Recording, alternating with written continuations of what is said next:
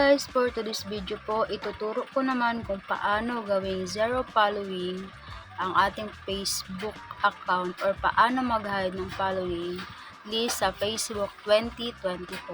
Kung gusto mo pong malaman, panoorin lamang po ang video na ito. Yan po ang una lang po natin gagawin. Open lang po natin ang ating Facebook app. Punta po tayo sa ating profile. Click lang po natin ang 3 dots sa gilid and then hanapin po natin yung view as.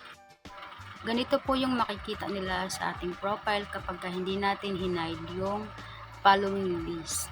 Ganito naman yung gagawin natin kapag gusto nating i-hide yung ating following list or magiging zero followers. Yan po, balik lang po tayo sa ating homepage. Hanapin lang po natin yung settings and privacy. Click lang po natin. Then settings. Tapos scroll down, hanapin mo yung followers and public content. Yan, makikita nyo po dyan. Ayan, hanapin mo yung ayan po yung makikita nyo. Who can see people, pages, and those you follow. Click mo lang yung public, ayan yung lalabas. Click mo lang po yung only me.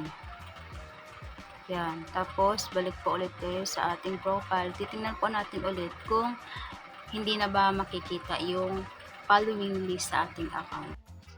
Yan, click mo lang ulit yung 3 dots sa gilid and then view as.